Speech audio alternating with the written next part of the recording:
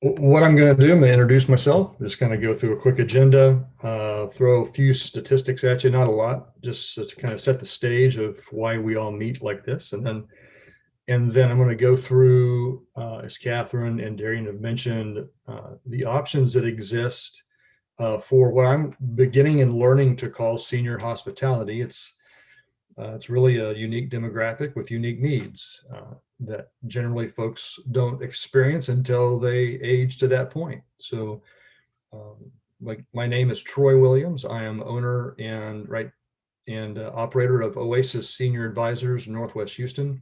We are a national franchise, so I own a franchise here in the Houston area. I have not always been a certified senior advisor. I do carry that certification, but I've spent most of my life in electronics manufacturing and repair of electronics products. So one day when you and I want to meet one-on-one, I'll tell you why I made that change and to the industry, and then also with Oasis. I don't want to burn our time on that right now. The some statistics, and these are pretty basic. They really haven't changed with the baby boomer generation, which is very broad, right? And the timeline in the United States, that 10,000 Americans turn 65 every day. So it's kind of hard to imagine what that looks like. But as of 2016, that was just over 46 million people, about 12.5% of the population of the United States at the time. Again, about 4,000 of us turn 85 every day. So, 40% of that number actually is growing as a proportion as our birth rates fall in the United States. Estimates are that by 2060, just so we're all aware, that 93 million of us, and I'll be in that boat already, not too much longer, 93 million of us will be 65 and over. That is 25% of the United States population by the time. That's a lot of folks that are 65 and up. And, one of the things that crosses my mind frequently when I hear that stat is, what in the world is going to happen to the federal government? There's a lot of things that could happen between now and then, but there's so many folks who rely on federal programs now, that the population will double, and when you look at healthcare in the United States right now, again, roughly 13% of the population are the 65 and up, but they represent over 40% of the spend in healthcare. By the time you get to 2060, they're going to be well over 60% of the healthcare spend will be 65 and up folks. So it's going to put a lot of financial pressure, on the United States, either the federal government or other agencies that currently in the healthcare system, as a matter of fact. So we've got to figure out how to look ahead and try to fix it before it gets here. One of the important stats is that generally 70% of seniors who are 65 and up at some point in their lives will need some form of assistance or care.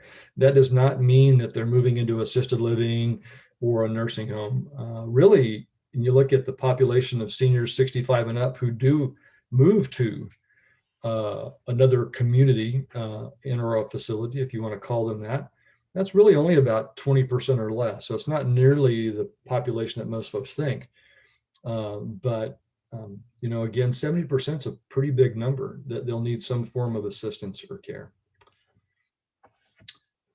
There are a lot of reasons why people make changes, and we'll call these seniors. So as I talk through this, I'm really speaking of the demographic of the senior population, 65 and up. And there are a lot of reasons. I mean, I'm kind of approaching this first one myself, is simplification. I personally am really kind of getting tired of home ownership. All the work that's required to maintain a home after all the kids have left home, after, now wife and I are empty nesters, a large home, there's really no need for us to be taking care of this home. And I feel it. Part of that too is I've started a new business. And so that's a big contributor.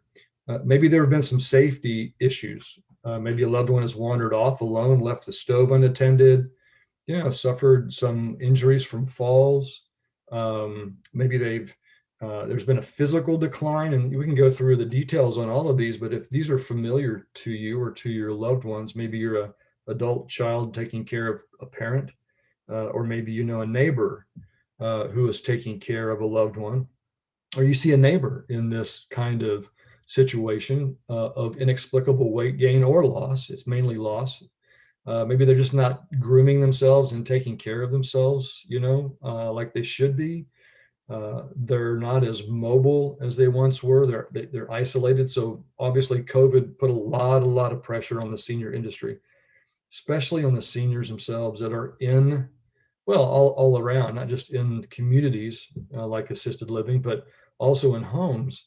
Um, in seniors had, whether they're in nursing homes or in assisted living, let's say, kind of a double whammy when it came to isolation. Not only were families not allowed to come in and physically interact, hug and touch and so on, but they were often isolated from their neighbors in the community. So they're a next door neighbor, a room next door, an apartment next door for several months. And that just had a hugely adverse effect on the senior population that are in communities or in nursing facilities. Maybe someone you're finding you haven't seen mom in a while, and you find out that there's a lot of unopened bills. There have been some collection notices piling up, and they're not being taken care of. So they're not taking the garbage out. There's a lot of signs that something is wrong and needs to be addressed. Some of those can be duplication of purchases. So maybe they've bought 5 bottles of dish soap. Now I'm one of those folks that like to stock up, so that doesn't count for me. But it's one of those things that maybe you've forgotten. Extra food. You can read the list there, but those things kind of stack up. I had a client couple at one time, lovely couple, just really enjoyed them a ton. But every every flat surface in the home, and I promise you, when I say every, it was every countertop, every table, every piece of furniture, washer, dryer. If it weren't for the bed, it was about the only place that wasn't covered. They had papers, magazines. Now, those are signals that need to be addressed and need to kind of research to find out what else is going on. But those are kind of signals and or forces of something that needs to change. In the senior hospitality industry, and again, I'm trying to change my lingo, so you'll hear me bounce back and forth between hospitality and living and care. Those are all synonymous terms, by the way. You can see this infographic is somewhat demonstrative of what it looks like for senior hospitality, what's out there. And we've talked a little bit about some of these already, like adult daycare when we were on break. The retirement community is probably one of the larger, only followed by assisted living, which is very broad in its demographic of service, who they're servicing, how they're servicing them. That will include personal care homes, by the way, is what they're called here in the Houston area. But I'm going to focus in on where you see those stars primarily. The independent living, the assisted living, dementia/Alzheimer's care, what we commonly call memory care, and then also nursing homes, which are really just skilled nursing facilities with long-term care built into their businesses as part of this. And if there are any questions at the end about some of the others, I can help either find answers. I'm sure there are folks on the phone who can help answer those. But those are the areas that I'm going to really kind of focus in on when it comes to cost. There'll be some in-home care cost information shared as well. So there's some availability to that. As I mentioned earlier, we want to plan. One of the things that when I talk to families in my business, most of my business is really just advisory or consultative, right? And it starts that way because folks don't really know.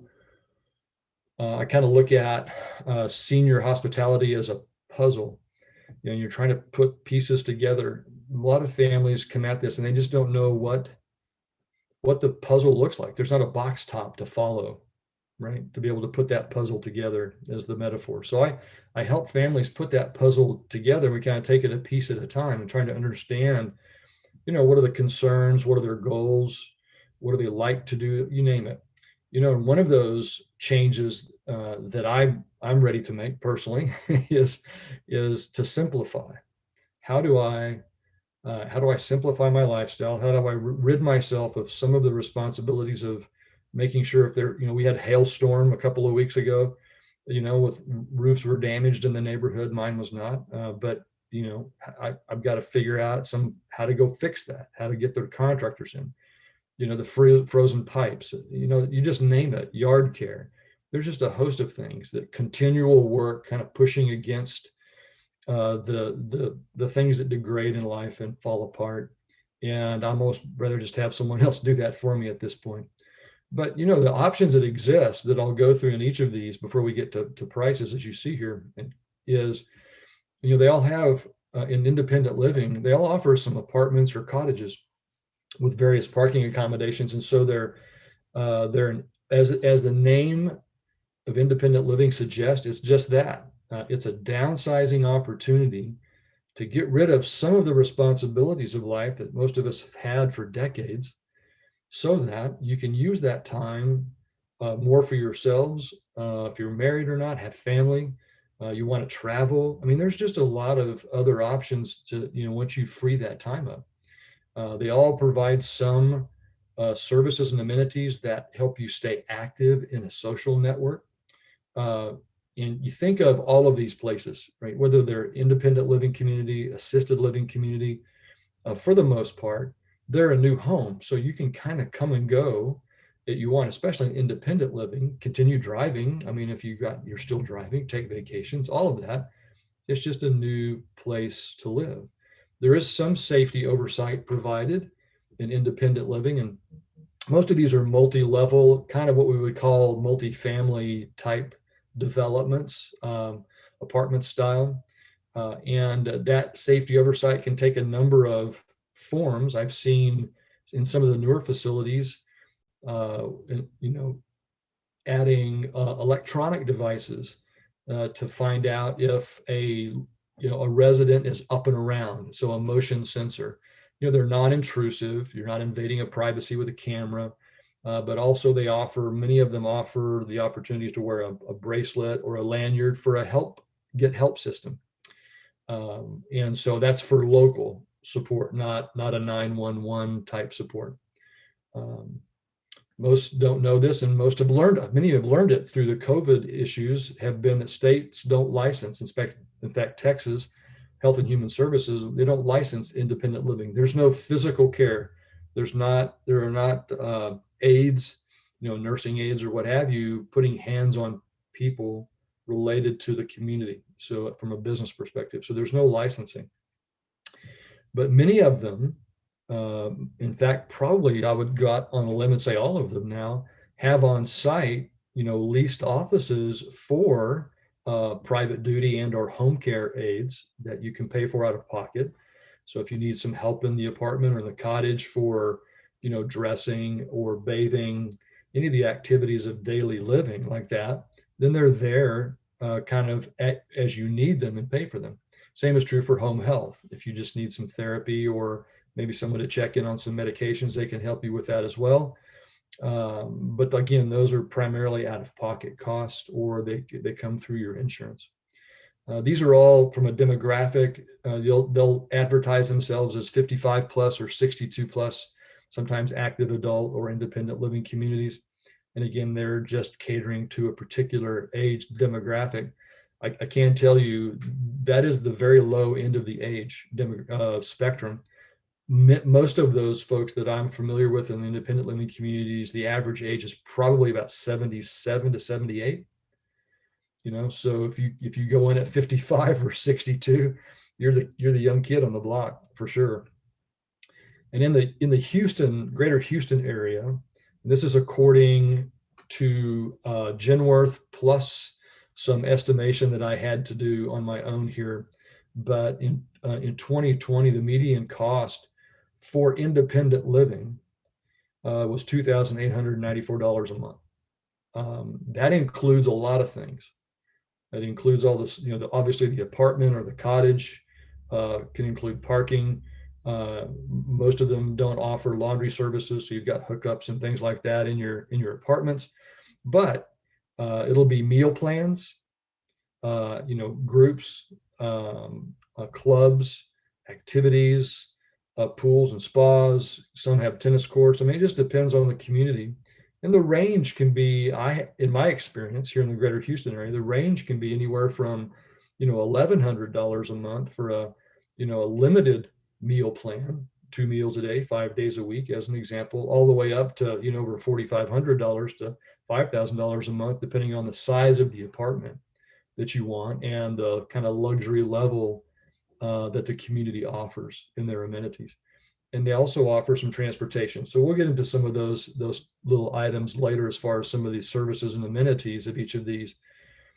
And then for any independent living community, and it'll apply here on out to assisted living and memory care, there's a fee that's one-time, non-refundable, called a community fee. Some call it an entrance fee or a new resident fee, but they operate the same. It's an amount you put down to hold your apartment, and then they keep it. They don't return it over time.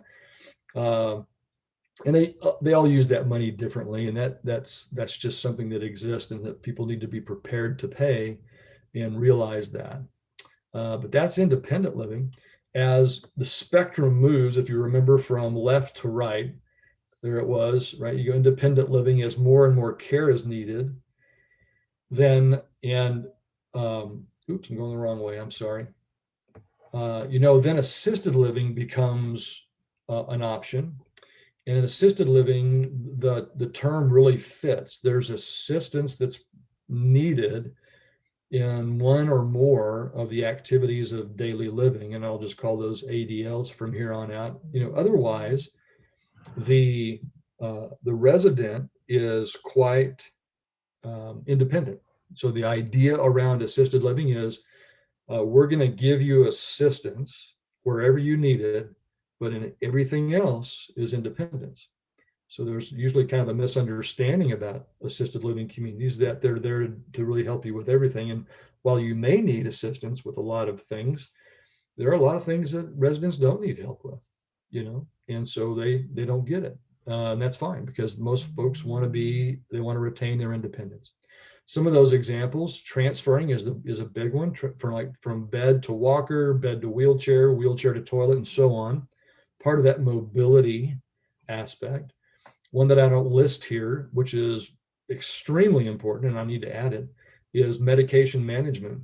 Many seniors that I have as clients have a tendency to not take their medications under certain situations. I'll give you an example. Maybe an insulin dependent diabetic. Oh, I feel fine this morning. I'm not going to take my blood sugar measurement. I'm not going to take my insulin. And then they tend to manage their diabetes with their diet, and it becomes a failure point for them, right? Blood sugar drops to a deadly level, and now they're back in the hospital. So that medication management and oversight is extremely important. Maybe help bathing, dressing and grooming, eating, and it doesn't have to be 100%, right, of support for all of these. It can just be a little things, like just standing by to make sure that you've got balance. Let's say you're dressing. I only need help with my shoes. That's entirely possible, right? Not with anything else. So it's kind of degrees. And that's why the assisted living spectrum, when it comes to pricing, can be very broad. I mean, very broad. And so part of that cost really is driven by things like the real estate aspect, whether you have a private apartment or a private room or a semi-private. Maybe you share a room. And the only one reason to share a room, there's a couple. The first one and foremost is generally to reduce your cost. The second can be that you're just more social and you like to have a roommate. That happens quite frequently. And in assisted living, I've seen folks actually turn around in a physical cognitive, emotional states. We underestimate the value that a healthy lifestyle and socialization bring to the table. We really do. If you're young or me, let's call me middle-aged, if you're like that, we take it for granted, those things. But they're extremely important to the benefit and the well-being of our seniors. And that's what assisted living can provide as well, is that consistently healthy lifestyle through, design meal plans, uh, snacks and hydration, especially hydration availability throughout the day, water, juices, you name it. Um, and the safety accountability, we kind of measure that in assisted living or in any kind of memory care or senior care environment as a ratio of caregivers to residents. And this is a generalization, okay, kind of an average. So think of it that way. In most assisted livings, and I'm going to put what we call personal care homes. I like to call them residential assisted living formats, and I'll tell you why in a minute. Is together about one caregiver for every 8 residents. Now, when you split that out uniquely between a residential format and an apartment format, the apartment format generally is about a 1 to 9, 1 to 10. And those are daytime hours. Those are caregivers, folks to help with these ADLs again. Remember, like we talked through there just a minute ago. That's that type of care I'm talking about. Maybe 1 to 9, 1 to 10, whereas in a residential setting, because it's tighter, I call it more intimate, it could be 1 to 4 or 1 to 5. Okay. And there are reasons why you would choose a residential format over an apartment format. Probably the most important reason is the breadth and depth of care needed. Let me give you an example. Typically, the apartment style format, which we're all familiar with of assisted living, so you see the signs, maybe it's Brookdale Senior Living, Atria Senior Living, Elmcroft Senior Living. They have signs out front. They look like a large, maybe hotel, maybe they kind of a lodge feel, but they'll accept someone in who might need some assistance transferring, as long as it's only a one person that's helping, not lifting, right? But just creating that balance point for them, maybe pulling up a little bit to stand, but that one person.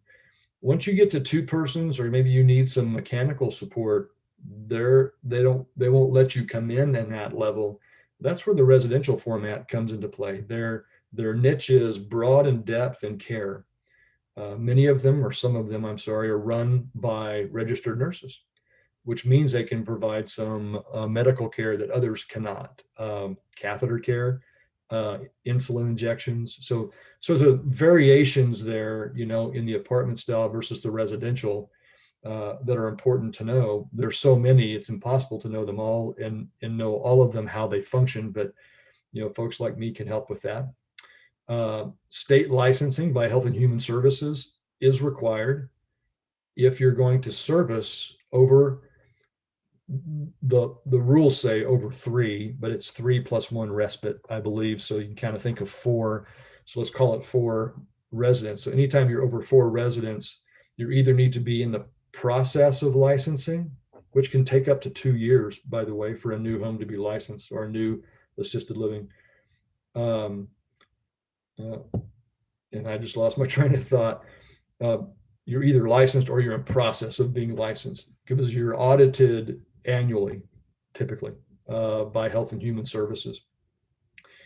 In 2020, some fresh data from Genworth, and Genworth has shifted the way they're reporting senior living or senior care costs from averages to medians. So it's a little bit different. They're not too mathematically different, I can tell you that. So what you see here is the $4,750 a month. That's for a private 1-bedroom rate. So, and then your community fee you can tack onto that can be anywhere from $500 to $3,500. That's that one-time fee, okay, that you don't get back once you sign the contract and move in. Let me break down the $4,750 a month.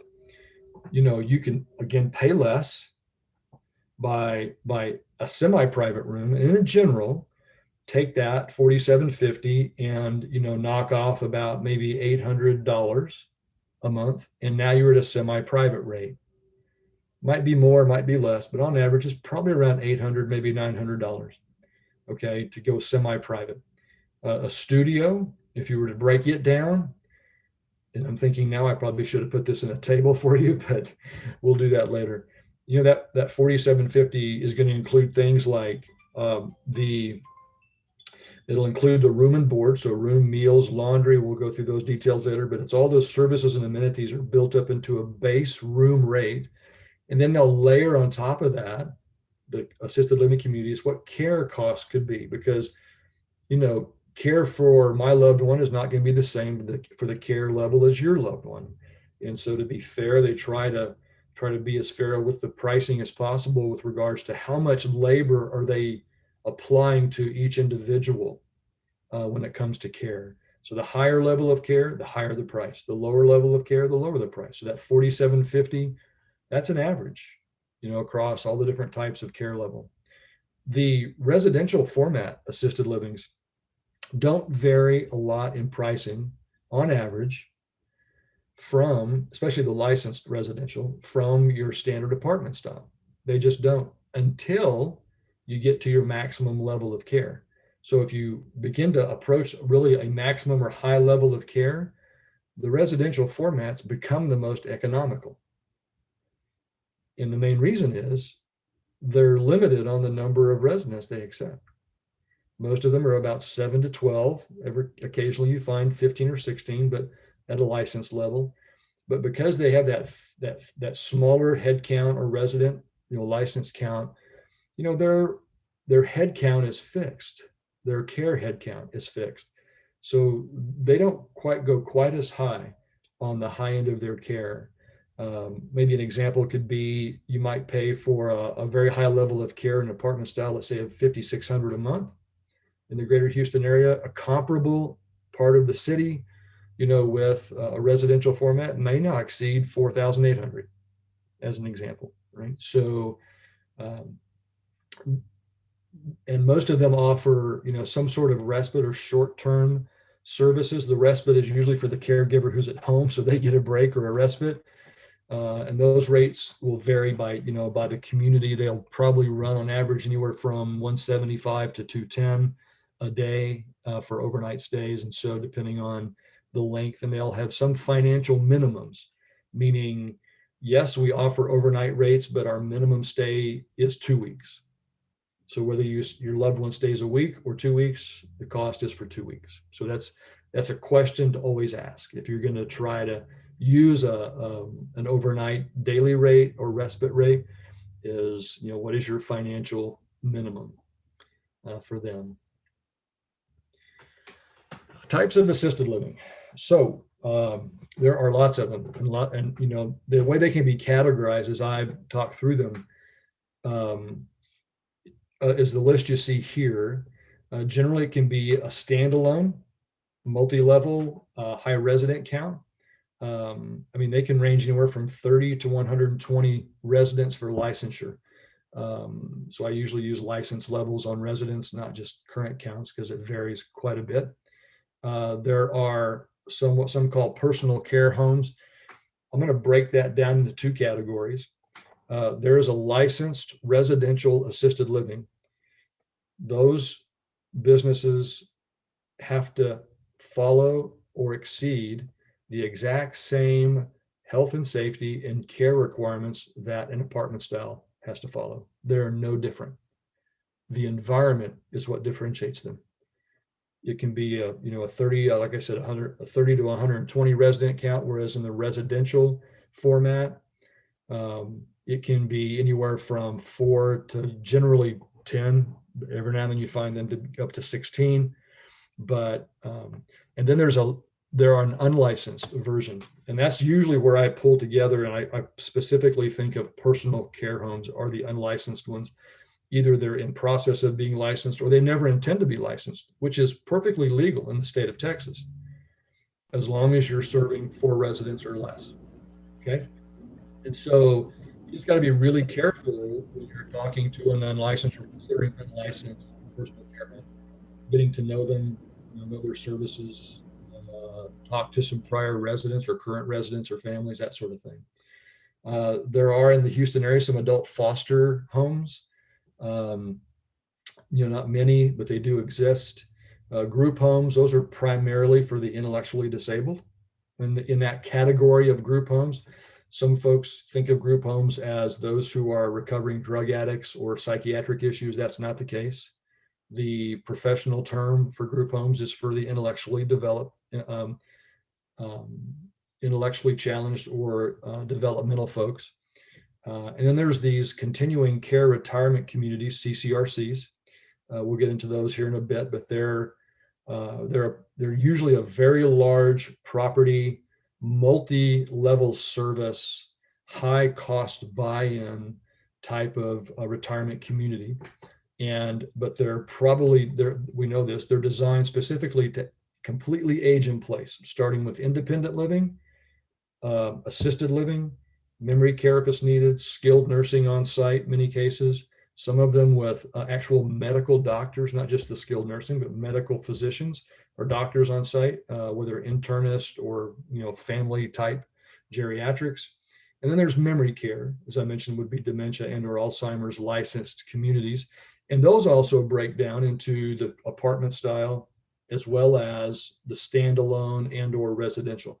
There really aren't a lot of residential format memory care communities in the greater Houston area, but there are a lot of the small footprint that's 16 to 24 residents where buildings are uniquely designed in the interior to really help support the lifestyle, the healthy lifestyle of someone who's got a memory or cognitive impairment.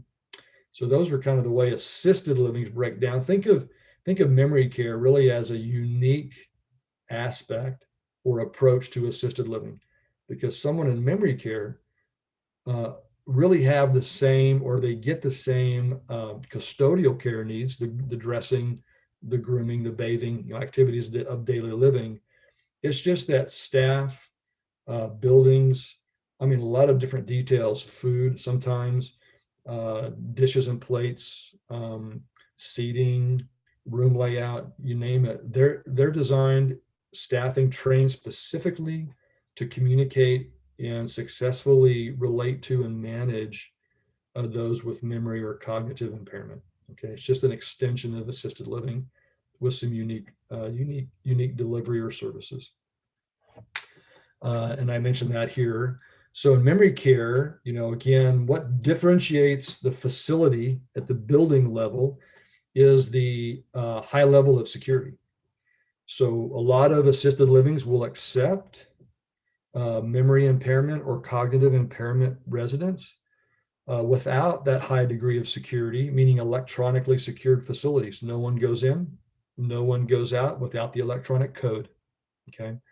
And it's there for the safety of the residents, and specifically, they don't want someone escaping, right, and getting lost, ending up as a silver alert on the highway. That's just, you want to avoid that. And it's there again. It's there to protect and keep the residents safe. As I mentioned, they get an increased level of assistance with their activities of daily living, typically because of the specialized and one-on-one approach in memory care. The ratio of caregiver to resident can be 1-4, 1-5. So there's a much more hands-on, personalized level of service by design in most memory care communities. Typically, they're private studios. Every now and then you'll find a location that will do shared studios, maybe even a 1-bedroom. But very rarely do you get beyond a 1-bedroom in memory care. It's just too much space for one person, with the cognitive decline to deal with. And plus, in most memory care communities, staff have the residents, they're out. They're in the general population, if you will, a community area, call it a living area, a group area. Obviously, when they dine, they're dining together. So, so that eyes and hands are right there with them, for that 8 or 10 hours a day while they're not in their rooms. And so they use their rooms primarily for certain care aspects, dressing, grooming, bathing, and so on. Many of the facilities are designed for memory impairment diseases, colors, hallways, sounds, so soothing sounds, soothing music, dealing with certain times of day, and obviously the staff.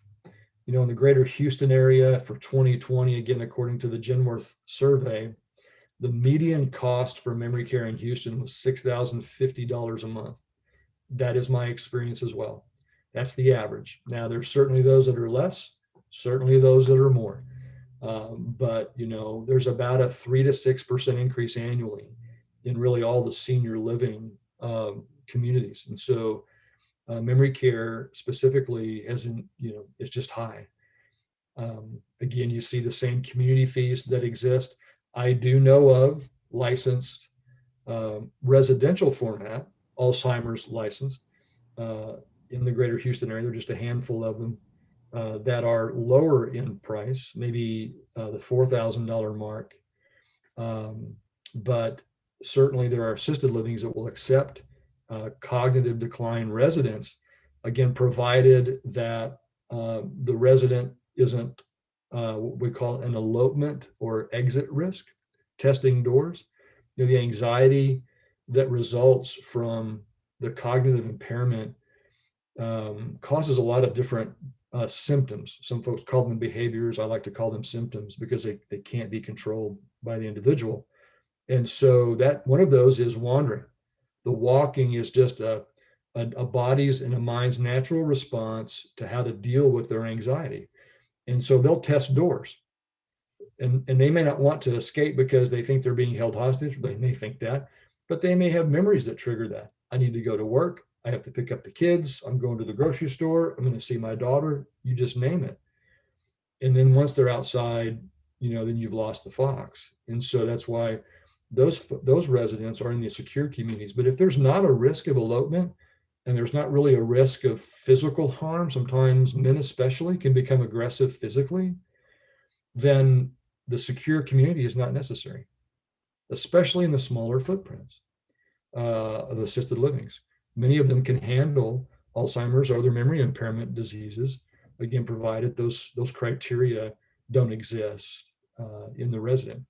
And again, they mostly all offer some sort of respite or short-term stays, either daily or overnight. You just have to ask the questions. Similar pricing, generally about a $185 to about $225 a night, and some minimums. Okay. How am I doing on time, Darian? Am I doing okay? I think we're supposed to wrap this one up at about 11:45. Woo-wee. Okay, I'll screw it. So we're going to move through this then, because I want some time for question and answer. So suffice it to say, when you look across the spectrum of independent, assisted living, and memory care, services and amenities are all very, very common. Pretty standard when it comes down to it. Independent living obviously has some gaps there because you're independent. So you're doing your own laundry, you're doing your own medication management, but by and large, they're very common. It's just the way they're delivered are different. Okay. You kind of see where the variations might occur, just based on the orange check marks there. Skilled nursing, just real quickly, we call it skilled nursing. The old day terms would have been nursing home, which is the long-term care aspect of the skilled nursing business. So every skilled nursing facility in general has a short-term part of their business. It's rehab. It's meant to be a transitional care, and then you're back to wherever you were living. Then there's also a long-term care aspect. That is the nursing home aspect. 24-hour medical care is there. You've got rotating doctor or two, nurses on staff. The measurable level of quality here, a caregiver to resident ratio can be 1 to 15, 1 to 18. This is where most of the complaints around nursing homes come in. I push a button and it's 45 minutes or an hour before someone shows up. It's just the nature of the beast. Okay. Private and semi-private accommodations are available unless you're Medicaid approved. Those are almost always semi-private. They are licensed and measured by the Centers for Medicare and Medicaid Services in Houston in 2020. The median cost for a semi-private room use here was $56.27.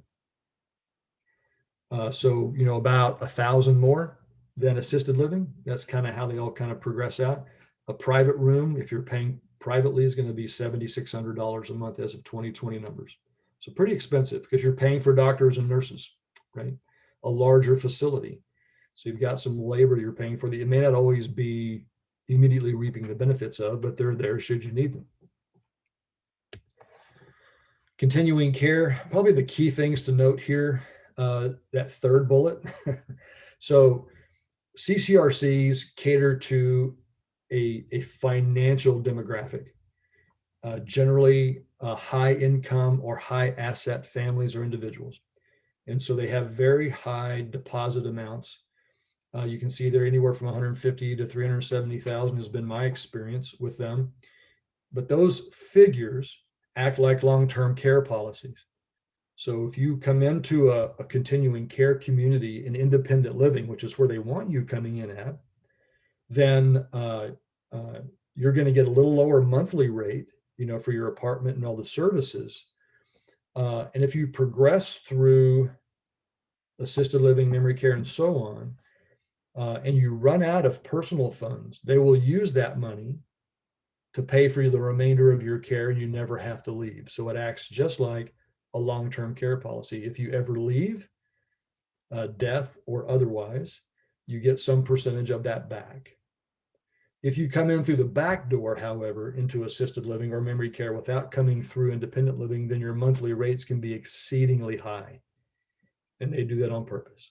They want you coming in through independent living and paying the high deposit amounts. And so that's the way a CCRC works. You come in, you don't have to leave. And there are probably about a dozen in the greater Houston area that function in this manner.